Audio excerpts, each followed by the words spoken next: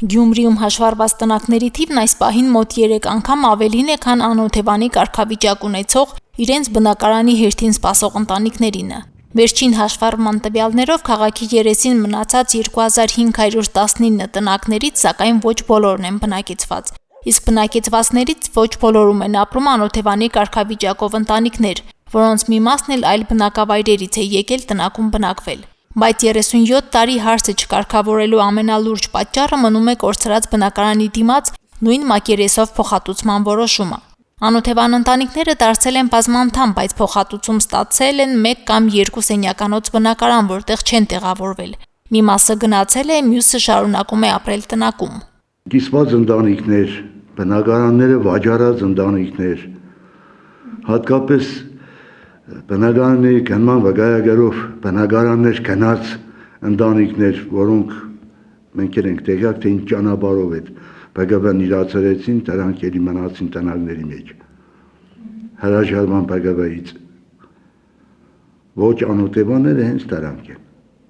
Անօթևանի կարգավիճակ չունեցող, բայց փաստացի անօթևան 2134 ընտանիքների պատմությունները տարբեր են, ընտանեկան կարգավիճակները նույնպես։ Թե ինչպես են նրանք հայտնվել կամ մնացել տնակում, բոլոր այս պատճառները հաշվառման ընթացքում 2022 թվականին ստեղծված հանձնաժողովն ուսումնասիրել է։ Գյումրեցի Հակոբյանների ընտանիքի պատմությունը նման է այն հազարավորներին, որոնք ստիպված են մնացել ժամանակավոր կացարանում։ 88-ի երկրաշարժին 1 սենյականոց բնակարան են կորցրել։ Այդ ժամանակ ընտանիքը 5 անձից էր բաղկացած։ Այժմ բազմանդամ են։ 2012 թվականին ստացել են 1 սենյականոց 47 քառակուսի մետր մակերեսով բնակարան, որտեղ 9 անձով ապրելն անհնար էր։ 1 սենյականոց 9 անձ։ Ես եղա որ արդեն մենք տեսա որ չի եղնի, հերթագնման ժամանակ ընդհանրացրել են ընտանիքներին։ Ուզեի այդ 1 սենյակը որպեսզի արդեն իմացա որ չկար հերթագրում բնակարանի շինարարություն չկար, ստիպված վերցրեց այդ 1 սենյականոցը մուշ թաղամասը։ Կորցրած 1 սենյականոցի դիմաց ավելի քան 30 տարի անց 1 սենյականոց բնակարանի փոխհատուցման պատճառով տնակը չքանդեցին, ու ընտանիքի մի մասն այստեղ մնաց ապրելու։ Նույն պատմություններով ու կարգավիճակով ընտանիքների համար մշակվել է պետական օժանդակության նոր ծրագիր։ Կառավարությունը 2022 թվականից շրջանառվում է որոշման նախագիծ, որը նախատեսում է փուլային եղանակով տնակներում ապրող ընտանիքների բնակապահովման խնդրի լուծում։ Անօթևանության խնդրի փուլային լուծում առաջարկող նախագիծը Շիրակի մարզպետի աշխատակազմը ստացել է 2024 թվականին։ 2024 թվականին կառավարությունից ստացել ենք կառավարության որոշման նախագիծ քննարկման մասով, որից 150 ընտանիքներ պետք է օգտվեին բնակապահովման ծրագրից, պետական աջակցության ծրագրից, որից 101-ը պետք է 1 սենյականոց բնակարանի մասով գումարային փոխհատուցում ստանային ֆինանսական, իսկ 49-ը պետք է ստանային կորցրած սենյակների քանակով բնակարանի գնման վկայագրեր։ Հիմա գտնվում է շրջանառության փուլում, մենք սպասում ենք արդյունքներին կառավարության նախագիծը որոշման տառնալու մասով։ Խնդրի լուծման տարբերակները դեռ մեկնարկին չեն հասել, իսկ անօթևանության խնդրի լուծման վերջնաժամկետ է հայտարարվել 2027 թվականը։ Բնակարանային ապահովման ծրագրեր վերջին մի քանի տարում իրականացվել են հիմնադրամների եւ սոցիալական բնակարանների տրամադրման միջոցով։ Վերջին 3 տարում Գյումրիում ապամոնտաժվել է 144 ոչ հիմնական շինություն, հիմնականում չբնակեցված տնակներն են եղել։ Քաղաքապետարանն էլ վերջին 5 ամսում 41 տնակի բնակչի այլ հասցեներում ժամանակավոր տեղավորել է ու քանդել ոչ հիմնական շինությունը։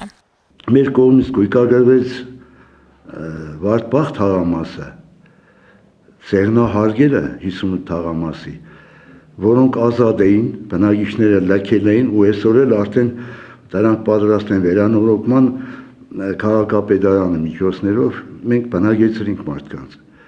Բնակեցրինք նաև մոդուլային տնակներում ժամանակավորապես իհարկե։ Գյումրիում հաշվառված 2519 տնակներից միայն 285-ում են ապրում անօթևանի կարգավիճակ ունեցող ընտանիքներ։ Մյուսները կարգավիճակ չունեցող փաստացի անօթևաններն են։ Գյումրիի քաղաքապետարանի անշարժ գույքի կառավարման բաժնի փորձագետը շեշտում է, որ 247 ընտանիքներն էլ նրանք են, որոնք չեն հասցրել մինչև 2008 թվականի նոյեմբերի 1-ը հերթացուցակում ընդգրկվել հաշվառման համար փաստաթղթերն ուշ ներկայացնելու պատճառով։ Այժմ նրանց կարգավիճակ տալու խնդրանքով կառավարություն են դիմել։ Քանի որ 2008 թվականի նոյեմբերի 1-ը վերջնաժամկետ էր սահմանված, այս ընտանիքները դիմումները ներկայացրեցին նոյեմբերի 1-ից հետո։ Այսինքն հերթացուցակ չմտան, բայց այս ընտանիքները մեր մոտ հաշվառված են։ Այս ընտանիքների համար գրեցին կառավարություն, խնդրեցին կարգավիճակ, մեծ պատասխանել են, որ մինչև 2026 թվականի մարտի 3-րդ տասնօրյակը անօթևանների հարցը լուծվելու է։ Տեսնենք ինչ որոշում կայացվի, ինչպես կորոշեն այդ հարցը լուծել։ Առայժմ անօթևանների հերթացուցակից դուրս մնացած ընտանիքների խնդրի միակ լուծումը մնում է դատական ճանապարհով կարգավիճակի վերականգնումը, որը սակայն ծախսատար ու ժամանակատար գործընթաց է։ Մինչ օրս այդ եղանակով մարզում 7 ընտանիք է կարողացել անօթևանի կարգավիճակը վերականգնել եւ բնակարանի գնման վկայագրով տուն գնել։ Եվս մեկ ընտանիքի պետությունը հաջորդ տարի ԲԳՎ կտրամադրի։ Մարինե Տերբինյան, Վահագն Վարագյան, Հորիզոն։